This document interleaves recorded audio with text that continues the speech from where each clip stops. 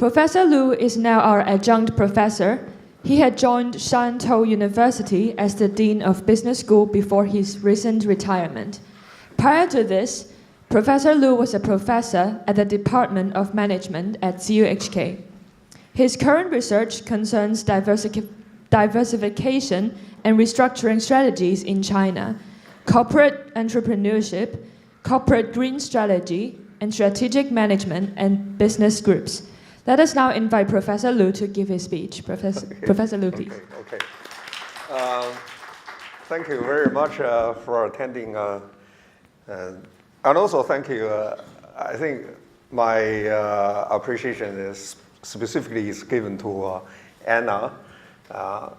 She is my colleague, and then I think before I joined Shantou University, and she and I worked together in strategic management course for MBA. I used to be a professor, from my short bio.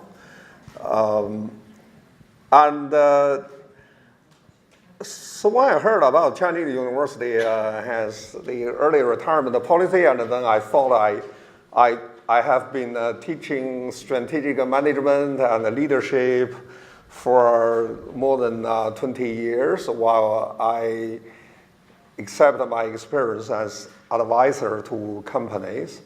It looks like I did not do any leadership job anywhere, so why not I found a place to practice leadership.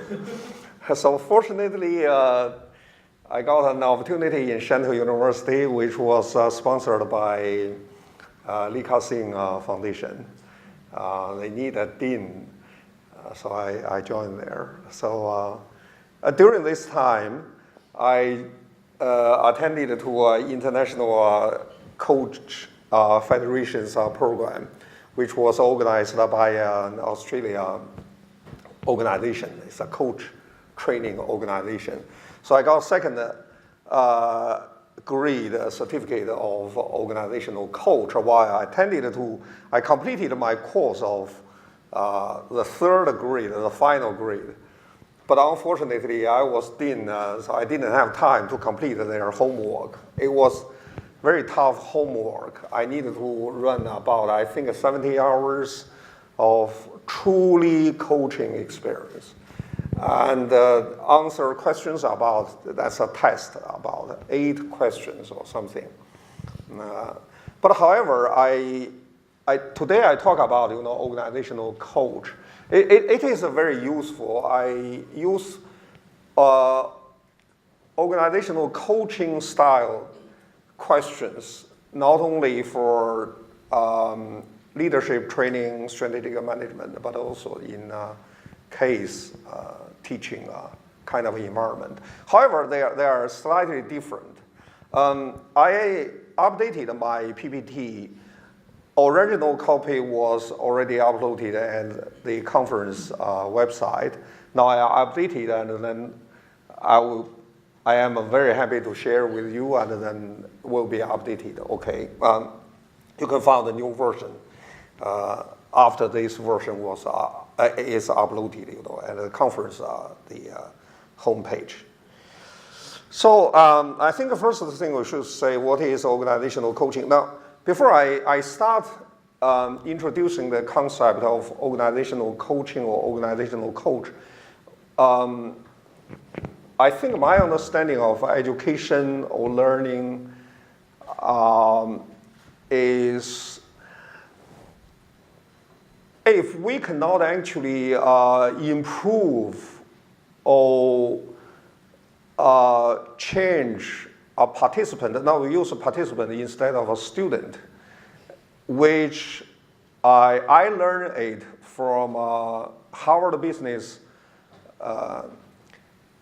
participant-centered learning program, which was, I must say, I appreciated the Chinese University of Hong Kong, that's a business school very much. 2006, the business school assigned 5 faculty members to attend to Harvard Business School's participant-centered learning program. I was one of them. It was 2006.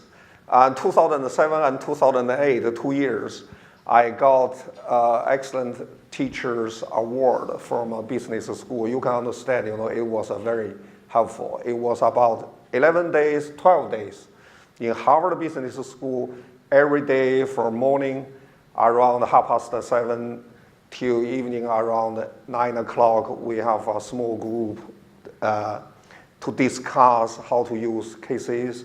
During 12 days, I think we totally got about 36 cases. And their faculties actually show how to run case analysis, case learning. So the concept of a Harvard Business School is there is no student, there is no teacher. There are participants and coordinators. So we are coordinators. They said why we use the term participants instead of students, why they refuse to call themselves teachers. The language itself implies some authority.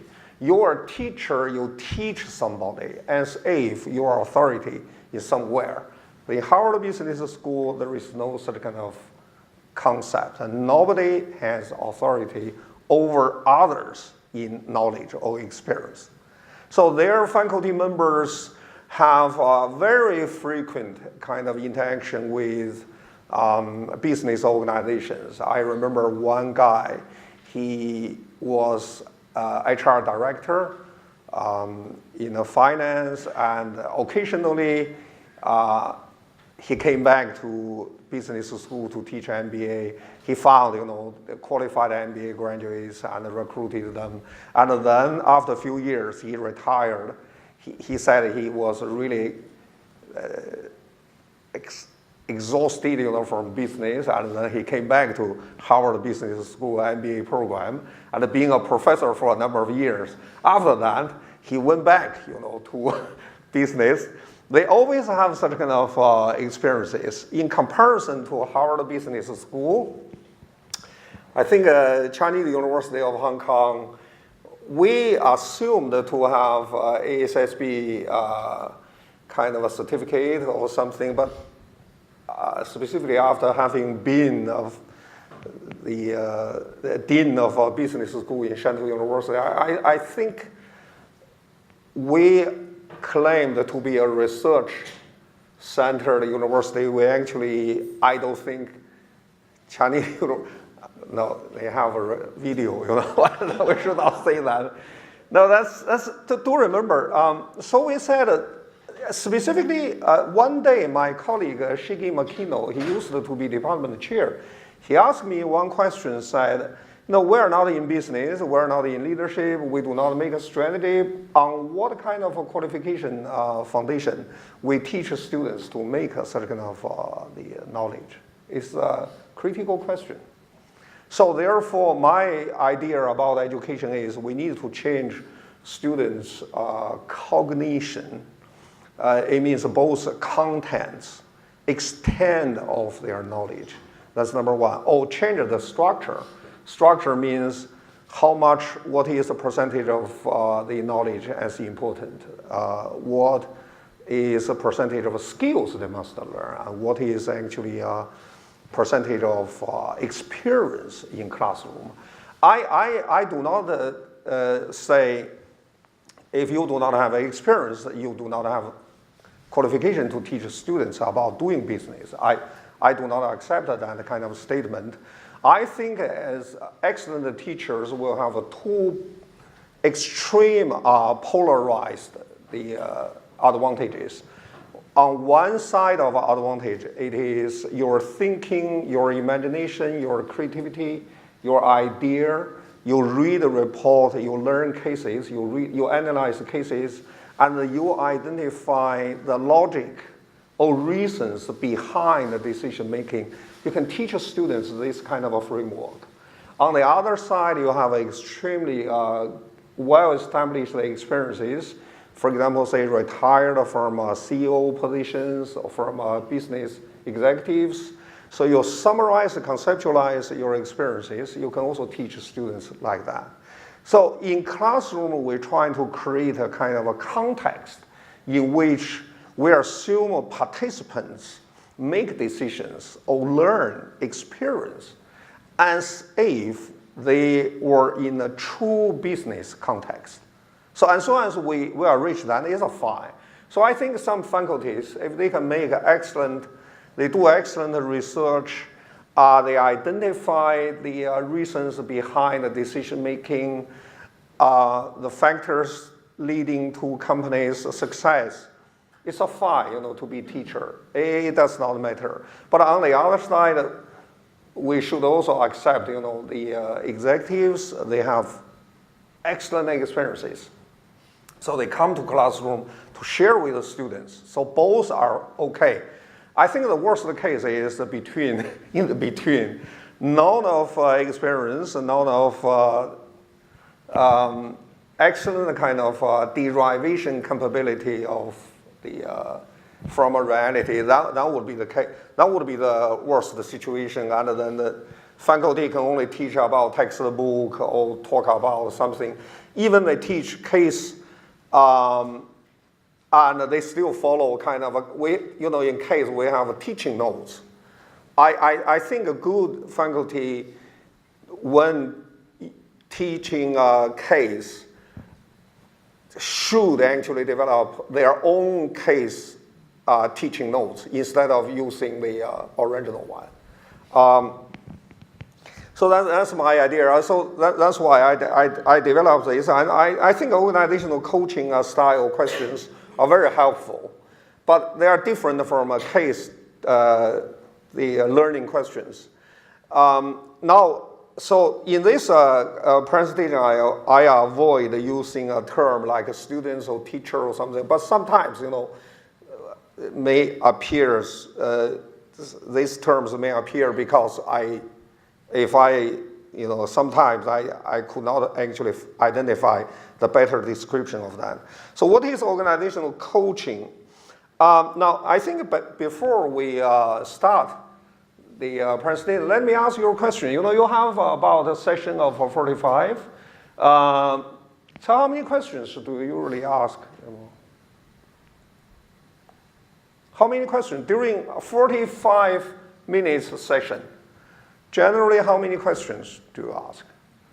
Okay, you calculate my number of questions I propose to you, you will find, I already asked you 3 questions. So within 20 seconds, yeah. So generally, you think about, it's less than 30 to 60, or 60 to 90, or over 90. Oh, that's my proposal. I read. Do not imagine we teach university students. The best way to learning or teaching method is to read these books for primary and middle school teachers. Why? You should not imagine university students are adults and they know how to learn. No, I think even very old adults like my age, over 60 years old, our learning may still be very, very preliminary level. Do remember that is cognition. We change our memory, we change the way of thinking. So in that kind of a case, I remember I read one book as a guideline for teachers to American middle schools. The author actually said within 45 minutes, over 90 seconds could be actually proposed. That means within 1 minute, a teacher or the coordinator asks more than 2 questions. The questions are very easily to be actually asked. We'll think about, totally close the question like, do you believe that?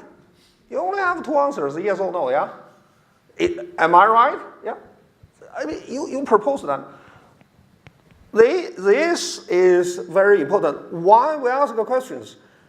The questions asked by mentors or coordinators or professors or teachers are very different from questions asked by the participants or students. Because they are looking for answers. We ask them trying to understand what they actually learned. So that is a big difference. So if you can maintain such kind of a frequency of asking questions, you actually check students' progress of learning. Some questions, now later I just present that. Some questions, the answer must be given based upon very deep or insightful thought. You cannot just answer yes or no. If you ask them questions, specifically these kind of questions are inspiring imagination, creativity, so therefore questions are very important. Now today, it is a kind of chart, say today, we see the answers are devalued. Why? So why? Today, the value of answers decline, devalued. Think of why? Any of you give me an answer to this question? Why answer, the value of answer devalued? Yeah. Why? So we have the search engine. Yes, yeah, we have an internet, who need your answer, yeah? The student can find the answer by themselves. However, my question is, do you think you get answer, you understand that question? You can answer that question. I don't think so. I recently attended to Chinese University's philosophy course. We learn logic, formal logic. It's kind of an inference, We know all the rule. And then, but still, I cannot say I understand that. There are different levels of understanding. And our professor, in the class, he said, I can tell from your results, somebody believe they understand how to use logic to analyze statement. However, when they close textbook, and then you give them a true kind of a scenario for analysis, they still hesitate to do that. We use this rule, we use that rule. So today, answers will no longer be a kind of authoritative as we assumed. Questions are more important. How many actually the words, we use, we said we have questions. Generally, we say like this W, yeah? Who, what, where, when, and why, yeah? And then we have closed questions, we have open questions. When we think about, there's a 5W and a 1H, how? These 6 words can create infinite questions. But answers to these questions will indeed show the person who gave the answer, their in-depth of understanding. So that's why questions, the value of a question increase, while the value of answer decline. We need to change our role. As a coordinator, our role is actually to throw questions and then to lead the students, so to help them to find something which we believe it is a takeaway from our course. So this is what is organizational coaching. Now I will skip that very quickly. It's actually from the International Coach Federation's homepage. Why the coach started, it was actually a guy whose name is Galway. He wrote a book, and he said in 1971, and his business was extremely well. So many tutors, to come to learn tennis, and he could not find enough number of coaches.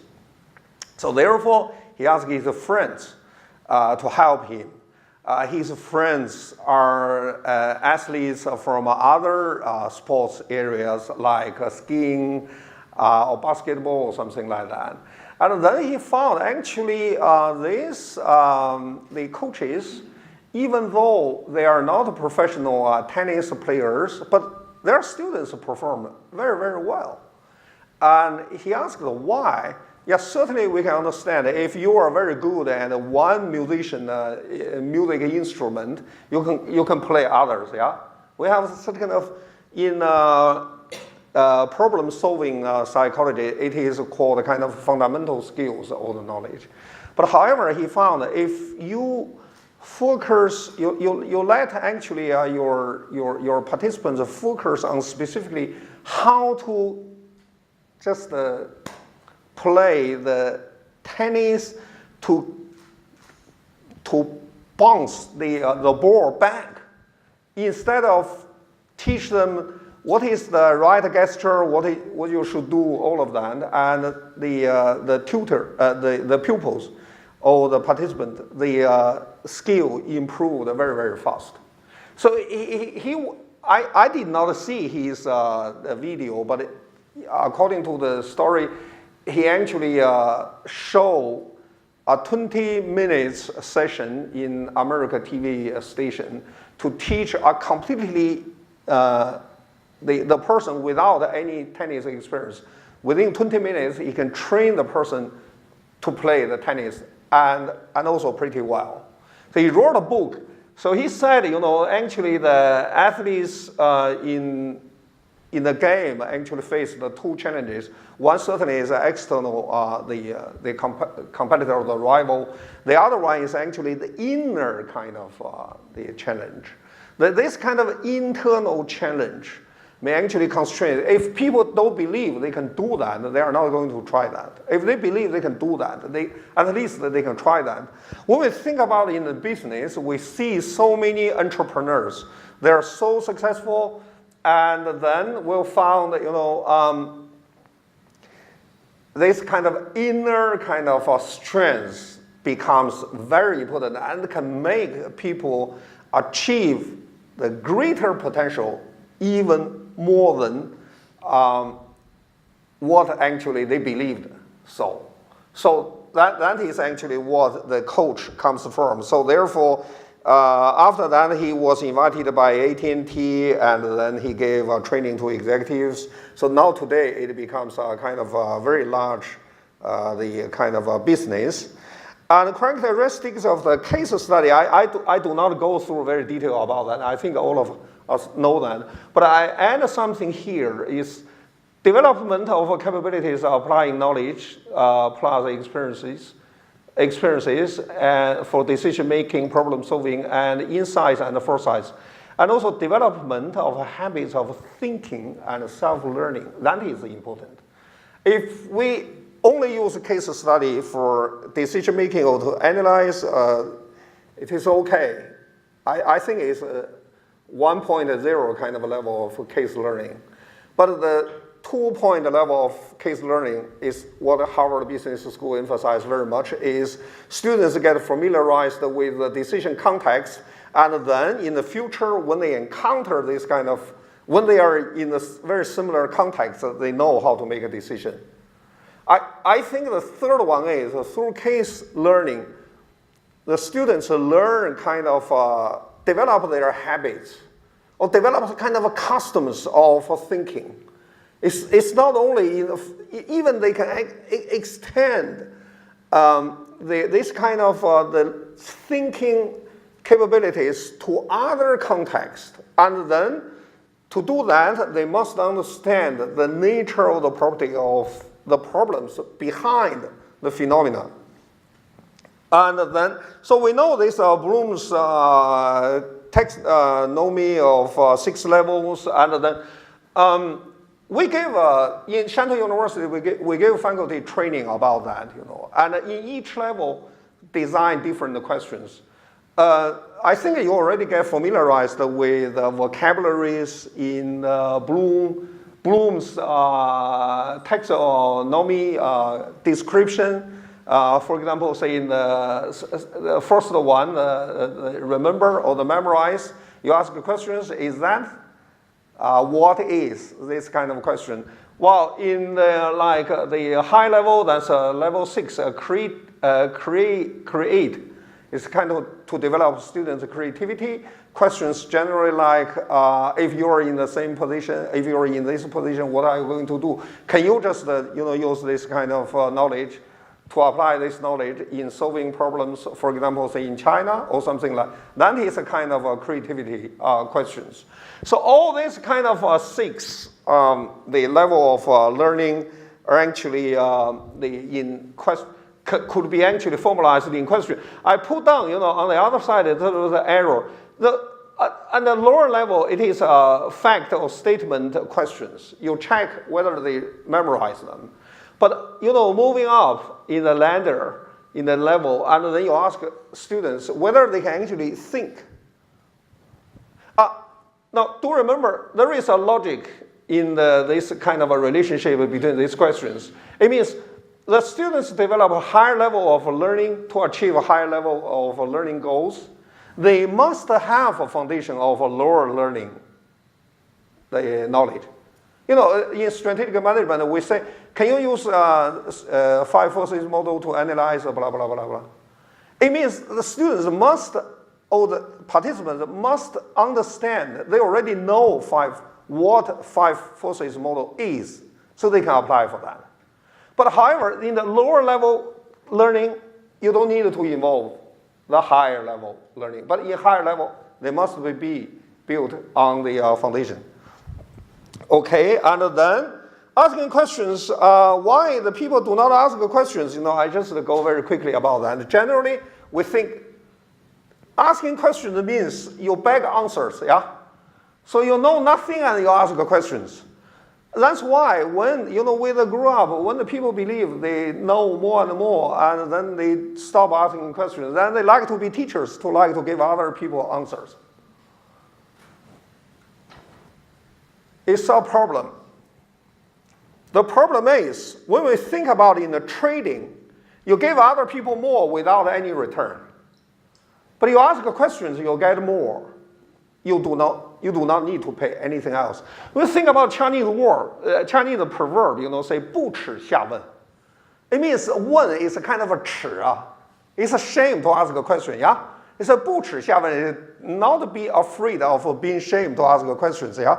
When you think about, the people kind of in their mindset, they think asking questions is not what gentlemen should do. But certainly, the Confucius said, you ask questions specifically for gentlemen, that means you are very brave. Yeah? It looks like it's appreciation and compliments. Yeah? But it's kind of bias, all right? And then, the purpose of asking questions is learning evaluation answers. I think we are more likely on this side. We're on this side. But however, as the coordinator, we also sometimes, what kind of things we learn in the school, we're asking questions. We certainly already prepared all the knowledge, about that. But why sometimes we still need to learn something? Why? Do we need to learn students? Do we need to understand students, yeah? Yes, yeah. We can only ask questions to understand. We ask questions to understand whether they truly understand our questions. They truly understand the text. They truly understand the case or something. What are the questions? Definition 1, definition 2 are sentence or worded or expressed so as to elicit information, or a matter requires a solution or the ideas. Now, these two should be linked together. The definition 2 is more likely referred to like a problem, issue, or matter, key issue. According to official definition, the problem or issue, specifically problem, the problem is like your existing status in comparison to your expected goal or expected status. If they have a difference, and you raise the problem. Now, in classroom, we assume there is a goal there. The goal is students learning or the participants learning, they achieve that goal. And we want to know what is actually the existing status, so we ask the questions, so we design questions. So actually both sides of the same coin. Different styles of questions, you see as a coordinator, we have authority in classroom. We ask a question, say, can you give me the answer to this question? It's actually not a question. It is a kind of a command. Yeah, you give me answer. The answer is something standard there. Yeah. The coaching style question is not like this way. Coaching style question is, I inspire you to think more about why we need this answer, why we need this question, what is behind this question, and do you think that is, it is right to do that? Do you think the answer is correct? Do you think the answer from textbook is correct? So the coaching question is more likely as an equal position, and you inspire, you give a confidence to your counterpart. They can give the answer. If they have, I think the key issue for the coaching question, or in the classroom we apply coaching question is, we encourage participants to communicate.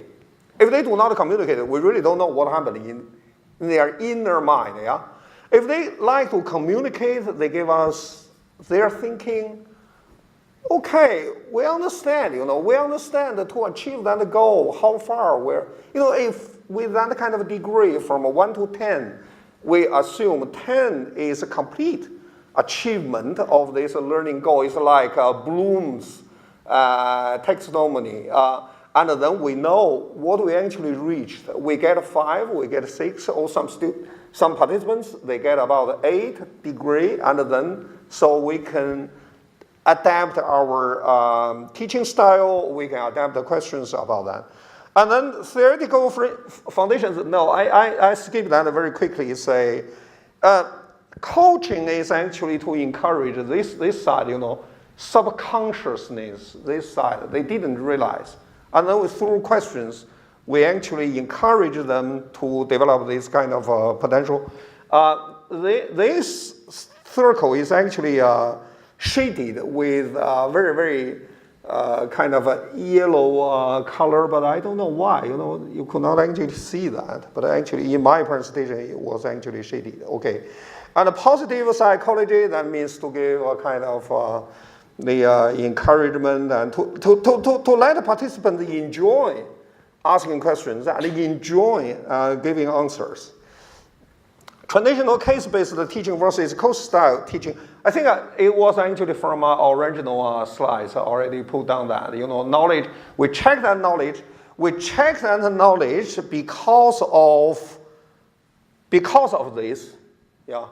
In syllabus we write very detailed. This chapter, what kind of a knowledge point, and then we check that for ASSB, the certificate, accreditation, or for in Shanghai University we actually did E-Pass. That's a European standard. We gave a very detailed all of that.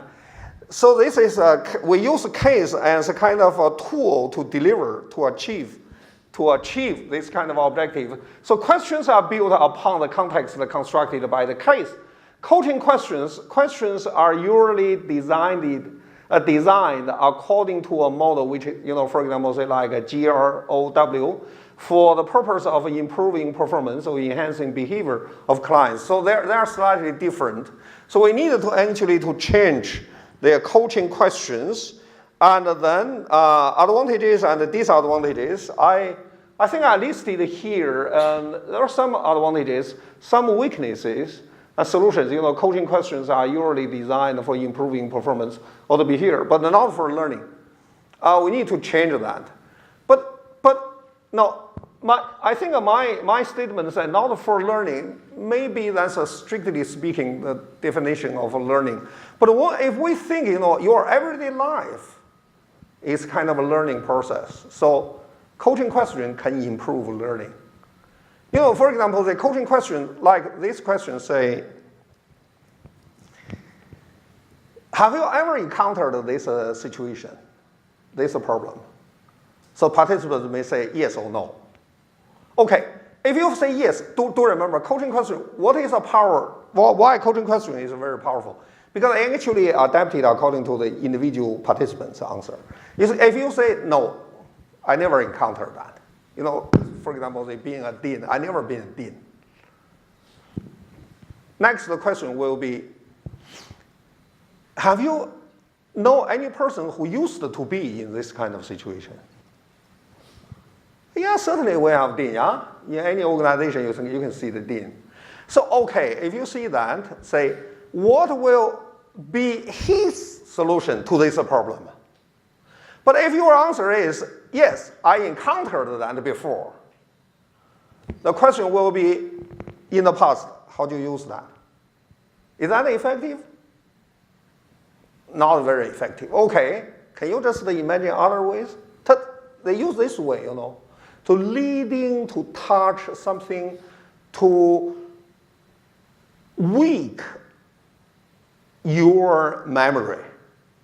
So that is why it is very powerful. Otherwise, you know, I think being a dean, I know that, because specifically when we are under the time pressure, we solve problems according to our habit, not according to rationality.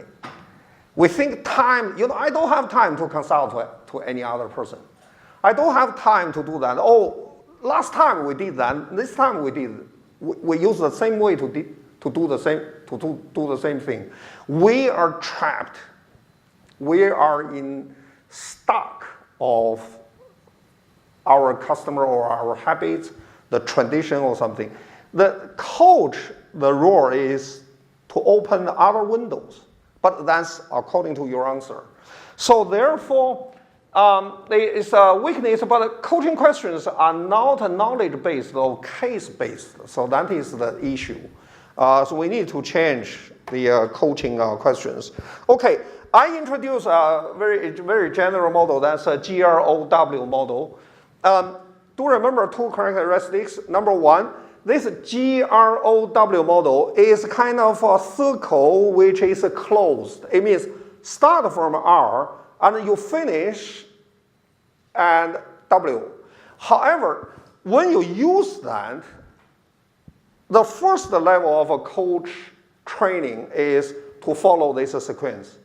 The second level, when you get to know all these questions very well, you'll know how to manage, coordinate, lead your participants. You can use in any way according to the interaction. Okay. Now, I designed a training program of leadership by using this one. Do you remember? You know, in the situational leadership, there is one style of leadership that is coaching, salesperson or something. So I developed that. So these are, now they are more than that. You know, I only pick up about 10 or 13 questions, which I believe very, very key questions. So I show them. You see, the number one is G. G means goal. We first check the goal. And the second is reality, what happens now. We should understand that. And then the number three, O, that means option or operations. And number four, W. It could be will, the way forward, or ramp up. So the coaching is like this way. It's different from a management consultant. I think many faculties like to be a consultant, you know. They like to, oh, I give you a solution. What is a human being? Human being, nobody likes to accept any suggestion, advice, or solution from others. If they accept that, because they have no choice. Because you are going to greet them. They think you're right. But in their inner mind, they don't believe that. You go back to your home, you see your children. If you have child, you see your boys, your girls, and you know, your children. Even they're very, very small. You give them advice, they do not accept that. They don't like that. The people change their behavior because cognitionally they realize it is their will to change that. It is not because you ask them to change. So that's why experience is very important. You see the history, you give the leader, in history there were so many mistakes, but why we repeat the same mistakes again and again? We do not experience kind of difficulty. We believe we're lucky, and then we believe such kind of disaster will not happen to us. So the coach is to do that. I give you one example, say like, the person say, let me know what is your problem, why you want to see me. The guy said, I'm a little fat, so I guess I'm a high blood pressure, and the doctor asked me, to keep my shape. Okay, so you want to keep your shape? So what is the goal? You imagine, if you keep your shape, what will happen to you? Some people may think, if I just, to keep shape and I build my body and then I look healthy and then I'll become more energetic and then I can work well. Okay, that's what you said, yeah? It's not what I tell you. If I tell you what all advantages of keep your shape your body, I think, yeah, that's right, but that's far away from me. And then we can make a plan. We assume, if in your ideal situation is 10, today, what is the degree to your ideal, the goal? Somebody may say, that's only 5. Okay, we still have another 5 degree to achieve, yeah? So what would you like to do? I think somebody, my colleague, like Anna, she looks very healthy, and then so tell me how Anna achieves that. And then I think one day I asked her, she said she has a diet, she has exercise, something like that. Can you do that? I think I can do that. Okay, can we make a plan? You see, it's kind of a circle. And finally is, we make a plan. Say each day after 6 o'clock, I should have 40 minutes kind of a jogging exercise. And then every 4 weeks, I should measure my weight. And I should keep diet, or blah, blah, blah, all of that. That's all what I make a proposal, yeah? The coach will ask you, say, okay, how could you let me know you do it? I said, can we have a WeChat? You can remind me every day, 6 o'clock, or you can check my progress after 7 o'clock. The coach, you pay coach because the coach will give you a phone call. 7 o'clock, according to our agreement, say, Lu Yuan, have you done blah, blah, all of this? You imagine somebody, reminds me every day about that. Are you going to do that? So we make for example, we make next appointment, next week or the 4 weeks or something. But generally, each week, the participant and the client and the coach should meet together. And the coach said, tell me your progress. I said, sorry, in the last week I was so busy I did not do that. So in the 4 weeks, or in the 4 months, or in the 6 months, you did not achieve your goal. You must have set a goal specifically about, like a weight or something. The coach will say, it's not my problem, yeah. It is your problem. You see, that is a way of their style. What is a management consultant? Consultant means I give you a report, the report lists all these kind of details, yeah? You should follow that. You follow all of that, you did not achieve your goal, who will take responsibility? The management consultant will say, oh, you have this problem, you did not tell me, I don't know that. Oh, you ask me to do that again, please pay me. That would be next project, yeah? So that's different from a coaching. Coaching's way is, you do what all you believe, the right thing to do. If there is something could actually encounter, or that's a barrier for you to achieve that goal, we can change that. But that is the way you realize, oh yeah, that's all. I need to find the way. And then the coaching, the basic questions, for example, say, I translate, case-based questions to coaching questions, or I translate coaching questions to case-based questions. So what is a goal X tends to achieve? The coaching question, no, this is a case-based question. This is a coaching questions. What would X want to happen in this case?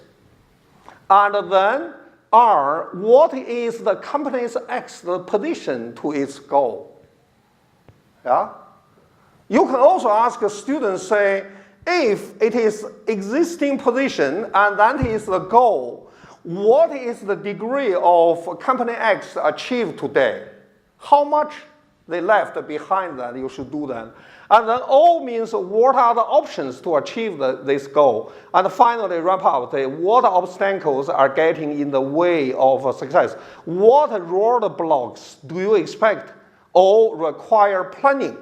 You need to all of that. And then we translate this kind of the case-based questions. Okay, now I should remind you, say, I do not mean your case-based questions are meaningless. I do not mean that. I just mean you use different way, kind of, you deliver, because we have learning goals as our achievement. We use coaching style questions. I think probably better for participants to inspire their thinking. So traditional case-based questions, fine. However, we can actually make improvement through the design of the coaching questions. And then the translation of translating a case context into coaching context. Now I designed some questions. Say, if you're the CEO in this case, what is your goal? What is the challenges you're faced with that now? And what resources could you deploy to achieve the goal? If we translate the scenario, that means we put the participants in the imagined kind of context as a coach. And then in the case, the context was already delivered, presented or stated very clearly by the case. And then you put students in that kind of context and then ask them questions as if they were the true decision makers. And finally, what are you missing in your analysis or the solutions? That's generally the coaching question asked. And also, just to tell you, just let you know, share my experience. 2015, and one coach, organizational coach, he came from Hong Kong. He was introduced by the former department chair, Liu Zhongming, CM Law. And he introduced a coach to me, and I invited him to Shantou University Business School. He gave a lecture, was extremely welcomed. And he said, "Oh, Lu Yuan, can I do something coaching you?" Okay. And he asked these kind of questions. Indeed, sometimes we ignored some important questions. Okay, give you my experience. My experience is, my personality is, if I were the dean, then I did lots of things by myself. Because subconsciousness in my mind, I think I take the responsibility. And then I think if my colleague, they did work which was not, in meeting with my standard, I'm going to do that. Instead of encourage them to do that. He asked me one question, said, "Why, Lu Yuan, you're so, I see you're so exhausted and then you're just involved with so many details." I said, personally I know I should not be involved in such kind of details, but I can't give up. He said, "Why you just do that?" I said, "Because I think I have an obligation. If I do that, I then can make our business school better."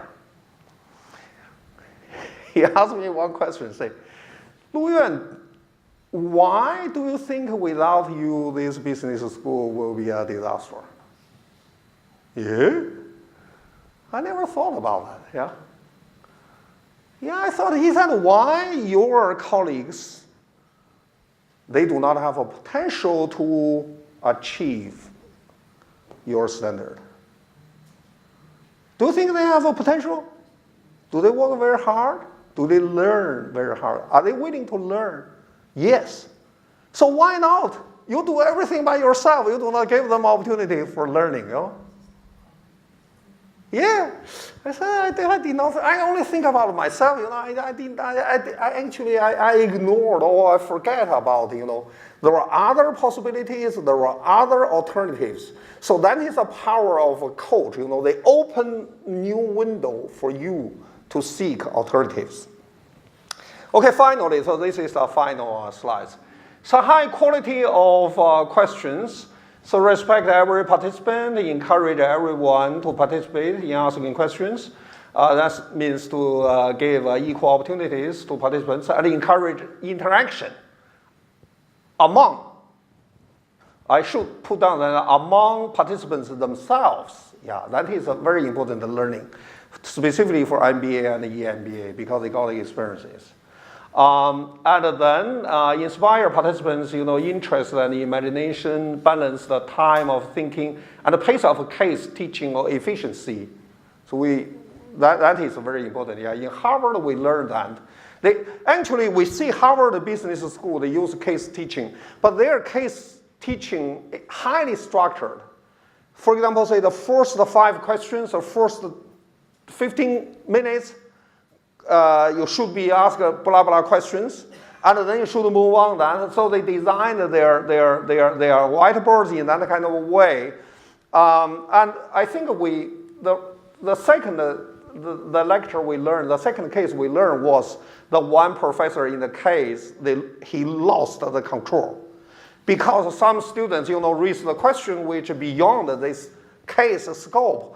And then the Harvard colleagues asked us, you know, if you were the faculty in that kind of situation, how you control that, and how you actually pull back all this kind of attention to the case topic instead of other things. Yeah. So we also, I mean, we use coaching style. We also need to do that and motivate participants to raise more questions or more reflective questions, offering feedbacks or the clue leading to solutions. Why we say that? Because some questions you never get the standard answer. Specifically the questions which are called weak questions. And a lot of case questions are kind of weak problems. They involve very much kind of political, social, economical, and other issues. You know, to take example, say, environmental friendly, environmental protection, social responsibility, and then you may get actually half structured answers. You may get some standard answers to sub-issues, but not complete issues. You always have to balance different issues. Yeah. For that kind of things, the kind of case questions cannot actually give the answer. They only give the clue or leading to sound or balanced kind of answers. As well as, you know, we should use a clear and neutral language, simple questions, short but clear, and balance emotion and rationality, you know, that's balance. So these are the contents, you know, someone they are similar. You know, for example, a simple question. The question should only ask only one question instead of a complex question. Complex question means you mix the different questions together. So when you ask questions, specifically be careful to, if you, in your word, you know, there is an and. If and there or but there, you should be very clear. The question might become a kind of a complex question. The student gave you the answer is somewhere, you know, actually lost. And also clear language is not either. We didn't have time, you know, to train how to ask questions. I use this coaching style kind of leadership training program, and I ask my participants, you give any word and then you design question immediately, close the question or open question. And you will find sometimes, you know, for example, they would say, give a word like say, Lu Yuan. And the close question is Lu Yuan an adjunct professor to Department of Management, you know, in Chinese University of Hong Kong? Next one should not ask the same question. open question. Within 10 seconds, you design an open question with a defined concept. Sometimes it's not easier. Yeah. And then, so therefore clear language and words, paragraphs, similes, and metaphors, examples, rhetoric, and grammar. And also we ask a question. I mean, coaching style question, the advantage, as I already said, it is because it follows the interaction. But case-based question is already structured there. So this combined together, the coaching style question, the advantage is you follow the answer and then one step by step, and then you go through to touch the very much deep inside of participants. Okay. I think the time is a bit of, sorry, it's a bit of over time. What time we should, okay, we still have a few minutes. You want to say some more? No. I think if you like, we have more opportunity, to communicate. And then I like to, you see, my Chinese surname, Lu Yuan, have two mouths. So I'm very, my problem is I may talk too much, and then I teach too much. I should ask more questions. Never mind, and we should have enough time then. And do you have any questions to Professor Liu?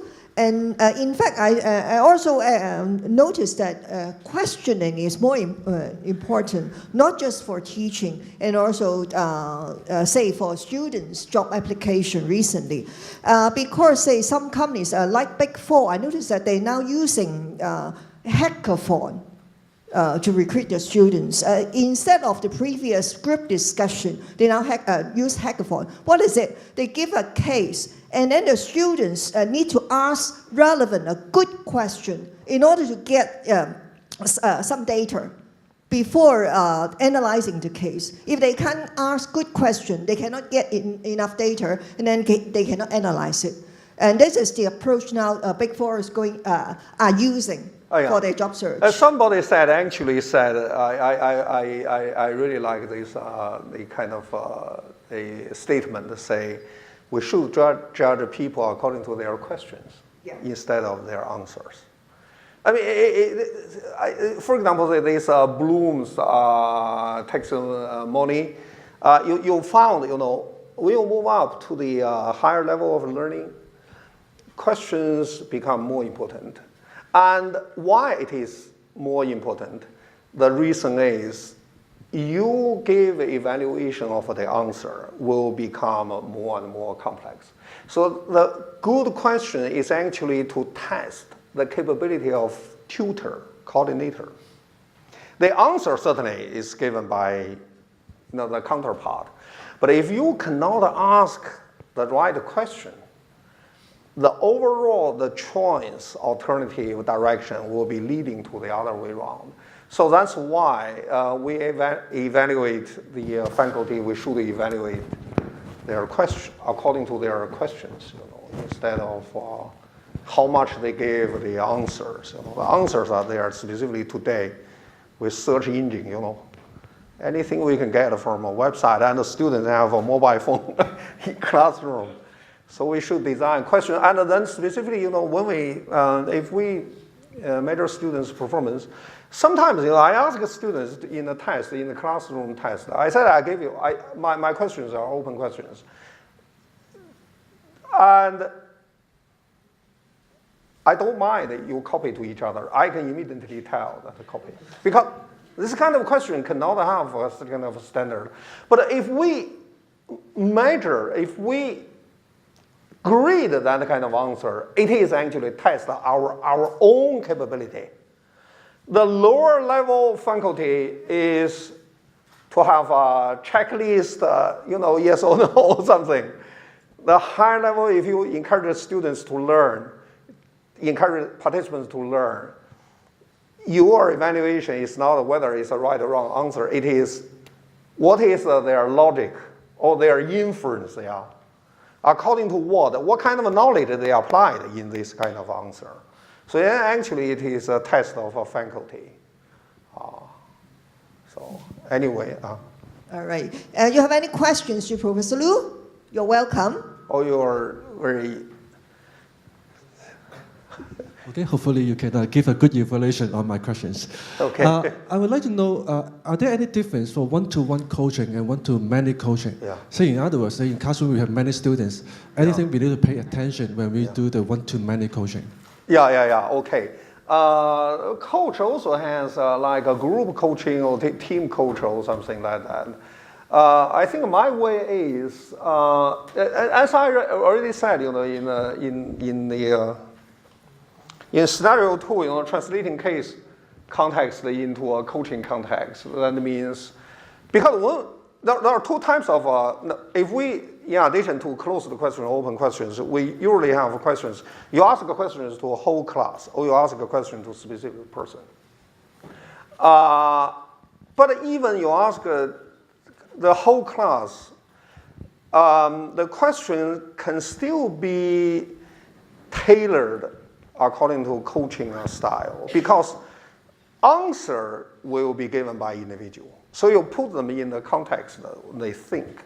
But however, I think advantage of a coaching question is you follow one person one by one. It's really deeply actually to get what in his mind. So it's up to your experience and the situation. So learning to be an organizational coach is actually to learn how to master this kind of a journey. It's like a journey leading to somewhere. So I think up to the situation, yeah.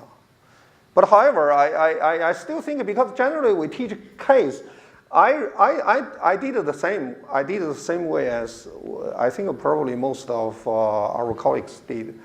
I read the teaching notes first, and then I see whether teaching notes fit to my purpose, and then I tailor the discussion questions, which were already offered by teaching note.